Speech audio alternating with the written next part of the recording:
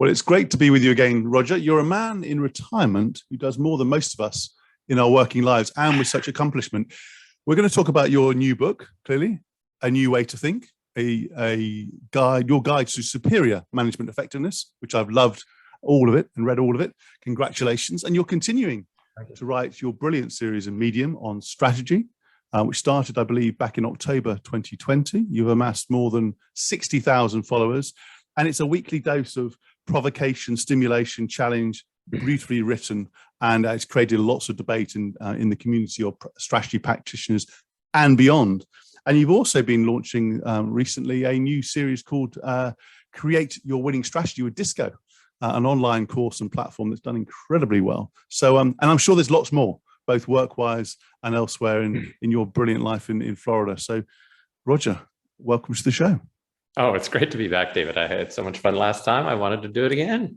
Fantastic. So we're going to delve into the book and to the insights in your articles, and perhaps a little bit more about you as well as a strategy practitioner and author. But one thing I particularly liked about this book is it's obviously a collection of your greatest works and some new works, beautifully structured, clearly articulated. I like how you're confident in yourself, but you have a healthy degree of humility as well, which for somebody so eminent is quite refreshing and I'd say quite rare. And let me take a quote from the beginning just to start our conversation. You said, "I'm not promising to provide 14 correct models in this book. I am proposing rather that my 14 new or different models will provide a better likelihood of getting you an outcome you want more than the model it replaces. And I would welcome the next thinker who will improve on each of my models." I think that's brilliant. That's quite rare for somebody who's published so much and done so much. So it is about thinking differently and thinking, afresh. You and I work with CEOs in different guises. Let's just start with a simple question then. So what is the biggest shift in their thinking you think they should make in their day-to-day work? Well, I think it's the meta point of the book, which is the shift that I would encourage them to make is to be a little more critical of the models that they're fed, the models that the business world says to them or their business education said to them. This is the way that you should think about this subject. And that sometimes comes to them from their people. If the head of HR says, well, this is the way, boss, this is the way you should think about talent, or their CFO or VP corporate development says, this is the way you should think about M&A. Or even more subtly, this is the way I think we should think about this deal, right? Or this is the way we should think about retaining this person. They aren't necessarily saying that they have a model in their head that informs them, but there is one. Yes. Right. And so I would want CEOs to interrogate the model a little bit more. Okay, so you're saying we ought to buy this company. Again, say more about how you think about acquisitions and what we should and shouldn't do, so that I can better understand why you think this one is a no-brainer and we should really pay up for this one. Or tell me how you think about talent that causes you to come to me and say, boy, if we don't give David a 50% salary increase, I think he's going to walk. Rather than addressing it at the level of, okay, David's making 2 million now, that would be 3 million. How would that fit in? That's get quickly lost in the weeds of you assuming that is the right answer. Yes. Right? The 50% is absolutely the key. And for some reason, your head of HR says that is the way to think about it.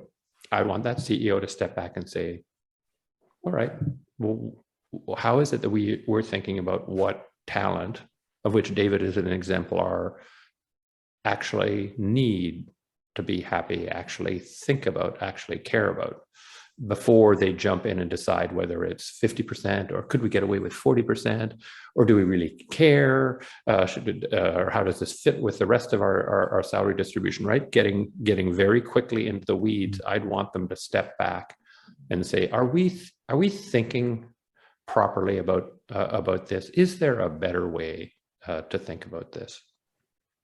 So it's a new way to think, And it's also thinking deeper, if you like. It's actually thinking rather than, I think you use the phrase choiceless doing, which we may come on to later. Thinking deeper, questioning more, and not just rushing to just, let's find a solution. Yes, that's right. It's sort of thinking about the infrastructure that lies behind the application, right? Like if we just use this example, the application we're talking about here is the CHRO saying, pay David 50% more. And that's the CHRO who is trained and is of high-varied experience. That's why you're a CHRO saying, I'm suggesting this app right now. It's asking the question, what's underlying that? What's the core kind of theory underlying that? It's like if you think about business education, right? That's apps, right? Behavioral marketing is, here's how you do a survey. That's an app. Here's how you talk to customers. Here's how you crunch the numbers. But laying beneath that is a more foundational science. Yes. Right? A science of psychology and or sociology and or even philosophy that has some principles, tenets that upon which an app was built. And I think the business world, in some sense, works at the app level. It's almost like it works in Word and Excel and PowerPoint, not in Windows. It has no idea what goes on in Windows. It's like you and I, right? I think unless you're way better at computers than I am, I kind of don't know. I couldn't go fix Windows, right? I know how to use Word because that's the app that I use. I know how to use PowerPoint because that's an app I use. I think the business world works to a great extent at that app level and doesn't question the underlying sciences enough. Same would apply for finance. Same would apply for accounting. It's here's the app. Yes. Go apply that app. So there's a lot there in terms of taking ownership. You talk about taking more ownership of the model that you use, and if it doesn't work, develop your own one.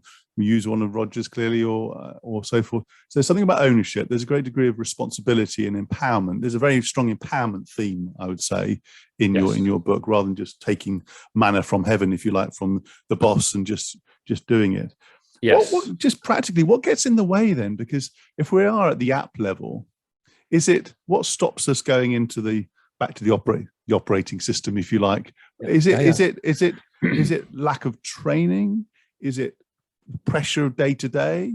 Is it the system that people are in? What gets in the way of people going deeper?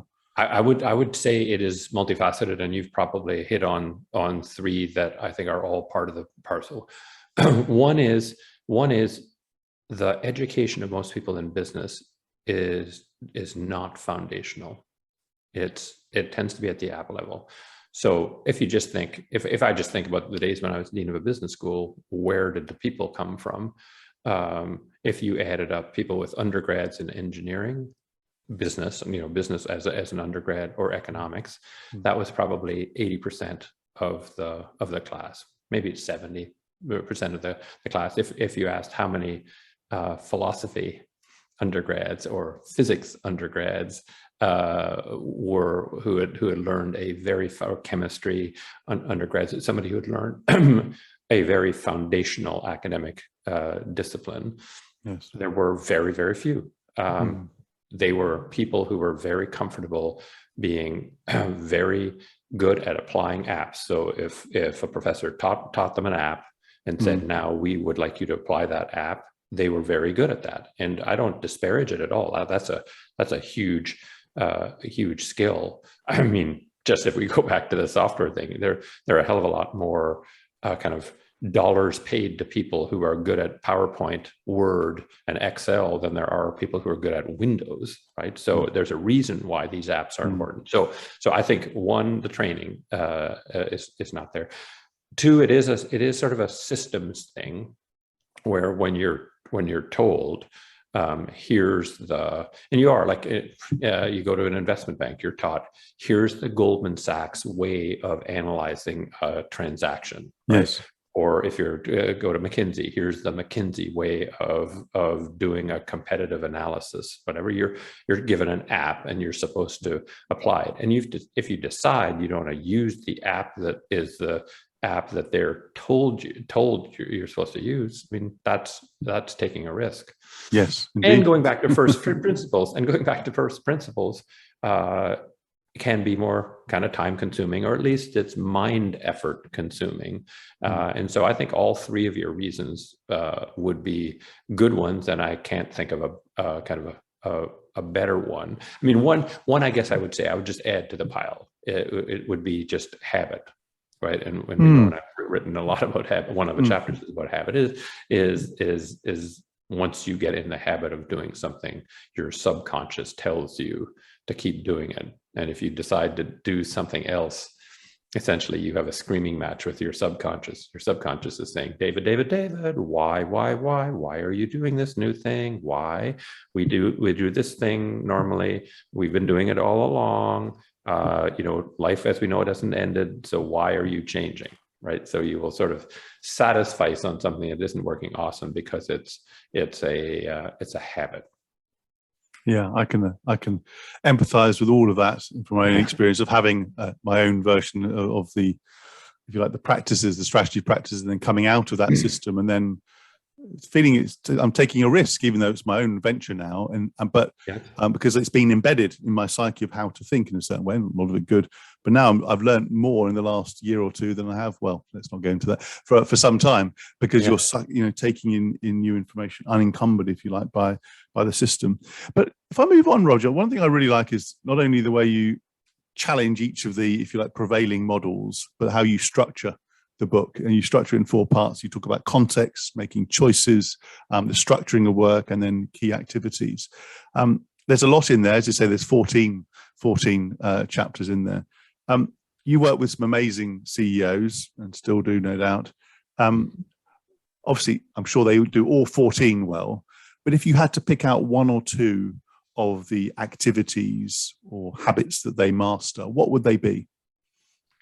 The great ones, what do they master? You're saying? Yes. I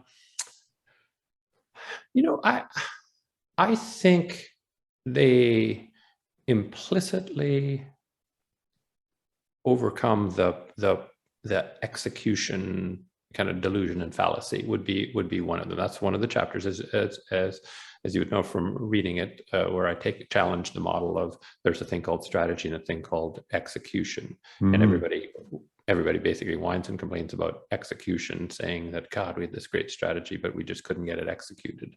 And I asked the question, gee, if execution is so important and there's so much complaining done about it and so much effort put towards it, why isn't it getting any better? And my answer is, the reason is there is, at least I've yet to get a good definition. There is no useful definition of execution that is different than strategy. So if strategy is making choice, that's generally what people think of strategy. It's strategy. We decide to do this, or we decide to do that. And then execution is we just do that thing. Then execution must be choiceless doing. Otherwise, we call it strategy too. But of course, it isn't choiceless doing. If it was choiceless doing, then it would be really easy, and we wouldn't ever whine and complain about it because it's so damn easy. So it's a fallacy to think about it differently. I think the great CEOs are much more inclined to not order people to execute their strategy, but rather say to the people who report to them, I've made this set of choices for the company as a whole. Now you've got a really important job, which is for the business you're responsible for making some really important choices. And that's just way more inspiring. Yes. Like if I were to, so I'm your boss and you're running the widget division or the grommet division, and I say, here's what Martin Co is going to do overall, and I think it's really important and it's really genius and everything. And now, David, could you just execute that strategy for widgets? I mean, who really wants that job? Because it's a fallacy anyway. You know that there's it's worse. It's worse, Yeah. Roger, if I may interject, which is because it's Yes. often wrapped in language which is very strong culture, which is I believe in you, I empower you, but effectively you've just put them in a box, Yes. in a box that they're not made. But you wrap it in language, which I think is even worse than just being really clear. And so I love the fact that in what you say there is a clarity about roles, Yes. who makes the decisions, and then a clarity around, okay, so this is what the framing is at the organizational level. This is your parameters to now make your own choices, and that cascade, which often gets missed because there's a lot of talk about democratization of culture, which can mean lots of different things. But the way I've seen it is everyone's involved in a decision-making process and no decisions often get made. That's one thing that happens. Yep. Or secondly, there's a democratization where it's unclear not only what decisions are made, but what people's roles are throughout the process. So you get to this thing where actually people are just doing something that is either the world's moved on or is actually not coherent with the original choice from the boss.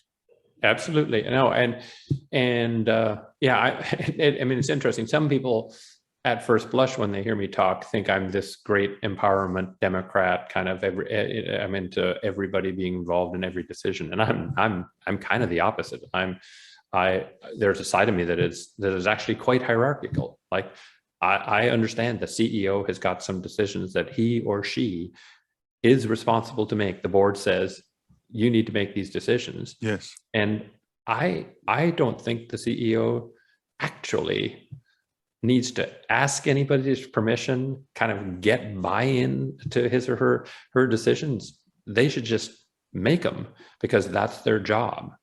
No. But they need to get buy-in to them if they treat them like they're the only important decisions.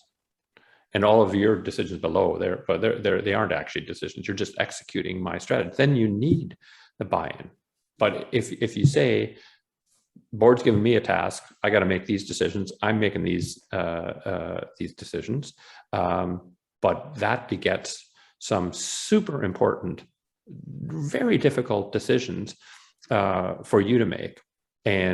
And I need to see you make them. I'm not going to tell you what the answer is because I don't know. You're one step closer to the customer than I am.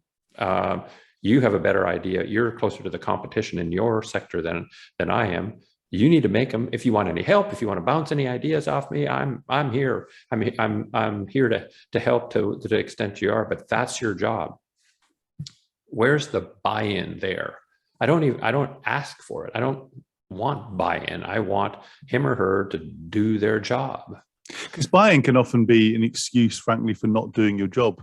Yes. So you're involved in the process, but what you described there is somebody who is closest to the customer, closest to the dynamics of the market, competitors and so on, actually taking responsibility to then make decisions, as opposed to having that role and then effectively looking up and saying, please give me the answer, which is not the most capable aspect of what of an organization. And it's very inspiring. I mean, I did this. I mean, I did this when I was dean of the Rotman School. I said, we had a crappy business school, unfortunately, and that was what I was hired to fix. The president and the provost said, fix it, make this a business school rather than the University of Toronto. It's a bit ashamed of that the University of Toronto is very proud of. And I said, okay, I created a strategy for how to get the economics fixed so we could do a bunch of things we want. But then I told each of the degree programs, we are going to be the best in the field of play that we decide on. Yes. Or exit. We don't have to be in all these degree programs. We are, and in none of them are we anywhere close to the best against the relevant competitive set. None of them, not one. And we're going to be the best, or we're going to shut it down. Beatrix Dart, who is the head of my EMPA, I said to Beatrix, we're third best. We trail number one by a long shot, and we trail number two by a decent amount, and we're kind of tied for number three with a school that we just should be way better at. So that's even unacceptable. We are going to be number one, or we're just going to exit the EMBA business. Yes. Not all business schools. Harvard Business School doesn't have an executive MBA. You don't have to have one. Go get them. And I will support you 100%. If you come back and say you need a whole bunch more resources, I'm trying to build this place to have a whole bunch more resources, and we can allocate them to you. If you've got a great idea, go get them. Yeah. I didn't ask her to buy into the we're going to win a strategy. No, but you set you set an ambition. You trusted her, and you encouraged her to make choices. Yeah. So the president and provost didn't ask her whether the Rotman School should be great. Right? They asked me. I was just doing my job, and she went out and totally redesigned it, created this unique program. Within 5 years, we were clear number one, and she could spend kind of years and years going to these nerdfest, AACSB, or these accreditation conferences, going and explaining how she completely turned around a Rotman EMBA. Did the conferences come and ask me to talk about the genius of that I was doing? No, they wanted to talk to the woman who did it, who kind of made it happen. So you can call that empowerment, but it's not the kind of empowerment that I think people often think about, which is this sort of very, very airy, fairy, fuzzy. Oh, you go and do what you want. No, it wasn't. It was, Beatrix, you have free reign to do this within these parameters. So it was empowerment in that way, but there was a fist inside the velvet glove in some sense, which is, and if we can't, we'll have to shut it down. I mean, I wouldn't have like fired her. I would have redeployed her somewhere else because she was very, very talented. But it's sort of like we got to fix this. We got to fix this. You got to fix this. It's a much clearer, sharper leadership model as well. I mean, in terms of what expectations are, roles are, and what your bounds. I often work with CEOs and other executives. It's sort of, what are you there to do, and what are your bounds? And sometimes the answers are clear, and sometimes they're fuzzy, and that's where the work actually begins. Yes. No, it absolutely does. And there's got to be a trust, right? She had you have to build a level of trust where the person doesn't think, if I come back to Roger's going to say no to everything because it's too risky. I mean, we shut down the program, just ended, and restarted a kind of a completely new program with a format that wasn't used anywhere else in the industry. Right? If she would have thought, hey, Roger's just going to can any innovative idea, then she wouldn't have done it. So there's some requirements around it, but it all sort of stems from the idea, I think, that I have a job that I was assigned, and then because it happened to be the top job, I then have also responsibility for assigning the other jobs. You have to assign the jobs, and then say, here are the parameters. Here's what we need to do, and then you've got to do your job. Like I had to do my job, which is to support good thinking, right? And if I didn't have good thinking, and not all the programs immediately kind of did what they needed to do, I had to go in and give more guidance and say, no, we got to go back. You're making our program as good as the others in our relevant competitive set. I didn't say that. I said the best. Yeah, you have to keep the attention. I mean, it's not this sort of have this conversation then go. There's an ongoing. I know from our previous conversation, there was a lot of attention you put in terms of either reinforcing a message or working through a situation. You have to, and then once it's going, you can then step back and move into other directions. Based on what you said there, Roger, there's a lot more interest and application of what some people call open strategy in terms of the process. Where does that, so more involvement of people in the process rather than just being a top-down exercise? I think that still is coherent with what you're saying, but how would you describe your own take on open strategy? Sure. Well, in some sense, I probably am espousing the most open strategy anybody has ever kind of considered, right? So what I am completely against is this notion that the CEO should open up the strategy discussion that he or she is responsible for to everybody in the organization and get all their feedback and input and make it some kind of like big kind of process. That I'm dead set against.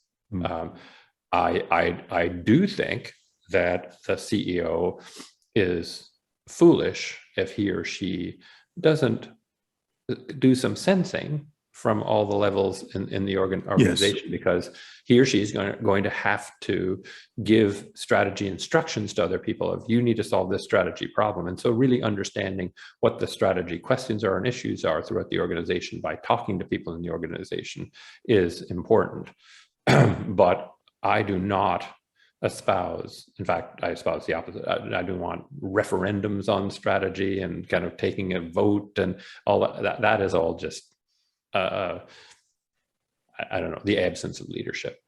But where I am probably way in excess of anybody on openness is everybody needs to make strategy choices all the way down to the bottom of the organization. Yes. And the world is now more a service world than a product world. It's even more the case in services, right? Where kind of Izzy Sharp can say some things about strategy at the top of Four Seasons. He's the founder of the greatest, Four Seasons Hotel is the greatest luxury hotel chain, biggest, most successful in the world. But he knows that the bellhop actually has to make good strategy choices too. Yes. Right. It's a bit like your example. A bit like your example in the bank. You know, Mary in the bank. Which yes. I'll leave as a tease for readers, so they have to go and read these. But they're making conscious choices about how to interact with people and the type of service and the length of conversation, the nature of the conversation. Yeah, and her own segmentation scheme. Exactly. Yes, they can read about it. But and it's the great CEO that understands that is choice, and that person who's the customer service person in a bank, the bellhop in a Four Seasons, they have to make excellent choices. They have to say when somebody races up with their car to the bellhop stand and says, I'm 5 minutes late for my meeting already. I just take this car and do something with it. They have to know what choice to make, right? On what to do, because it isn't always the right answer to do exactly what they say, but sometimes it absolutely is, and they aren't going to have time to check with their manager. The war is over if by the time you do that. So making sure that you have an organization where everybody understands that the choices that they are making are critical to organizational success. That to me is a manifestation of kind of open strategy that I am fully in favor of. But I love that. But it's not everybody. It's a free for all for everybody, because I mean, if you just think organizations are hierarchies, whether we like to think about it or not. There aren't 1,000 CEOs. There's one, and there's thousands of people down below, and you have to just think conceptually. The people farther down are one step closer than their boss to customers, right? And the people farther up are one step better than the people below them at understanding how the pieces of the puzzle fit together, right? So if you're the bellhop, you have a less good conception of how the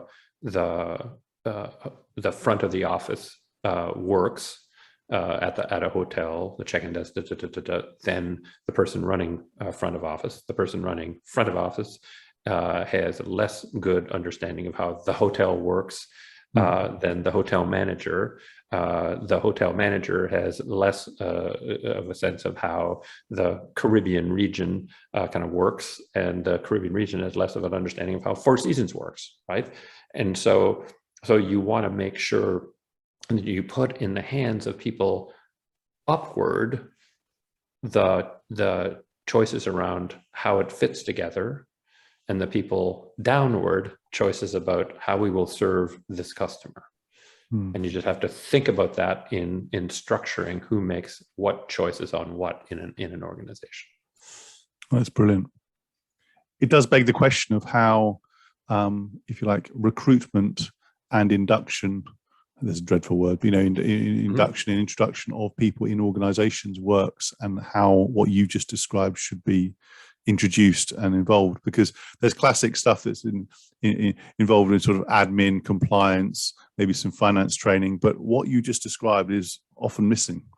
Yes. And it's only reserved for a small group of people, either in a corporate function or, the high flyers who get time to go and spend money on a course. But what you're saying there is making conscious choices in your daily lives as a cascade from the overall corporate strategy or business unit strategy. It's fundamental to the superior, going back to the book, superior business and managerial performance and effectiveness, and indeed the genuine empowerment of people.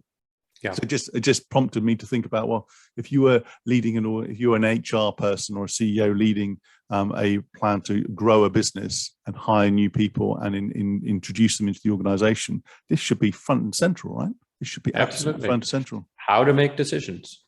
And again, I don't want to overemphasize that it was a small organization, right? The Rodman School was a $13 million business when I took over as dean. It was a $130 million business when I stepped down, but that's still a small business. But that's what I emphasize with every member of staff. The choices that you make on a daily basis impact the overall reputation of the school. Whether students think we're a good place to be, whether the rest of university administration thinks we're a good part of the university, whether alumni think highly of us, whether our recruiters do, and I espouse this thing, sort of corny, but we call the doctrine of relentless utility. I just said, I need you making choices where we are being useful. Whoever is standing in front of you, you have to ask the question, can we be more useful rather than less useful to that person? And I said, everything else will take care of itself if we always have that in mind. And so everybody, I mean, the people at the front desk in the entryway to the school that welcomed people and gave them, oh, you need to go to the third floor for that or whatever. They knew that the choices they made on how they serve people kind of mattered a whole lot. And saying to the second and third person in line, I'll just be a minute, I'm talking to this person, if you can just hang on, is better than letting them stand there not knowing whether you care at all or not. And phoning somebody else to say the line is long, can you come and help me just for 5 minutes get the line back down? They had that capacity to do it because those were choices that they knew they need to make. And that's why I sometimes get a bit frustrated with some of the debate around return to the office, hybrid working. I mean, those are important environmental and conditions of how and where you work. I get that, and what's conducive to high performance. But it has the absence of what you just described often, which is, what are you there to do? What parameters you have to work with. And it's often you're just doing the same routines in a different place around timings, physical place, and so on. There's a huge amount of effort the management teams are spending on it, absent sometimes what you've just described. Yeah. And boy, this return to work thing, it does. I'm afraid it's a sort of a pet peeve for me, David. Me too. So I am generally in favor of output regulation rather than input regulation, right? So I would like to regulate the outputs of things. My favorite example of clever government output regulation was CAFE, the corporate average fuel economy legislation that came in 1975.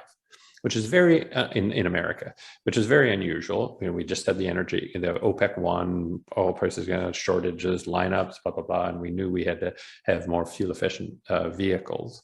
And rather than the government saying you need to build smaller cars and put more aluminum in your engines and blah, blah, blah, blah, blah, all inputs, they just said output regulation. They said in 10 years, our fuel economy is going to go from 12.5 miles a gallon to 27.5 miles per gallon.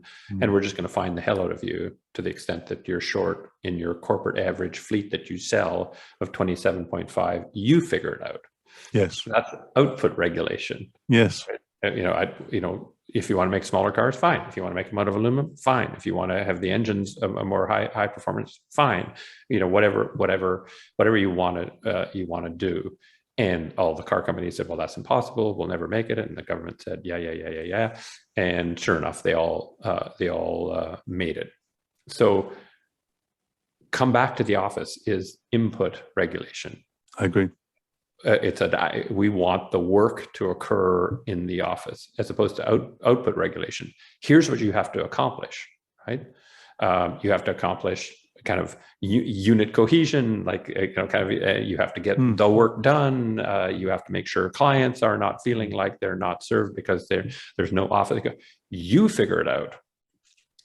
And I think a whole bunch of people will create all sorts of nifty hybrid models where the boss of the unit will arrange with everybody in the unit. Here's how we're going to have coverage in the office for when clients kind of show up. Here's how we're going to have team building exercises that make sure that we feel as together, even though we're not sitting in a cubicle beside each other every day, right? But here we are. That's the heavy hand of input regulation, and whenever you have input regulation, you find it shocking that you're not getting the outputs you wanted. And it's because the gap between inputs and outputs, it's typically a complex adaptive system per my last book. And you can't figure out how those inputs actually influence the outputs. No, I agree. We did this, by the way, in Tennis Canada. We turned around. This is one thing I did. We turned around Tennis Canada from a useless tennis country, not in anybody's top 50, to one of the top kind of handful of tennis nations now. And one of the keys was output regulation. Unlike the French Federation, which is very, very successful, which said if you want to be a French tennis player kind of at a global level, when you're 14, you've got to come to the French Tennis Center and stay there until you're 16, the junior, and then go to the senior tennis center and do all of these things we're going to do with you or to yes. you all. Input regulations, right? In Canada, we said we're going to do output regulation. We'll have a national tennis center. You can come and do that if you want, or if you want to be coached at home on your own we'll fund that. But only if you meet these criteria. You got to get your body fat to this. You got to get your endurance to that. You got to be able to hit this kind of stroke by the time you got to have this kind of serve, etc. And if you want to figure it out your own way, right? And that's right now for anybody who's a tennis fan. We have like two young tennis male stars. One of whom grew up entirely 100% within the Tennis Canada development system. The other was funded outside the system. So we get to have two instead of one, which matters a hell of a lot because we said we were regulating outputs, not inputs. That's a fascinating story. I spent 2 years working with the CEO chair of a regulator, regulating outcomes in the water sector, and the radical shift in performance was striking. I mean, it's a big shift in mindset and practices of the companies that we were regulating, but effectively the innovation that we saw was remarkable because you're released. So the better companies thought, hey, you know what? I'm not sort of in a straitjacket anymore. I have more opportunity to innovate, but it also showed the variation in quality between the companies, from those who've been used to having that input regulation being micromanaged all the time to those saying, actually, no, we're high performing. We're going to go for it, but we can craft it our own way. So I'm fully Cool. up for that Cool. output and output regulation piece. Cool. Roger, we've covered a lot of ground. I'm very sensitive to your schedule and time, given you've probably got another book to think about, or another Medium article to write, or a CEO to speak with. I hope that's given listeners and viewers a taste of your recent work. I'm very, very grateful for your time, your stimulation, your challenge. That was another edition of Lancefield on the Line. If you enjoyed this conversation, which I hope you did, please sign up to the podcast and the YouTube channel, and do check out the other great interviews. Roger, many thanks again. Hey, it's my pleasure. Anytime, David.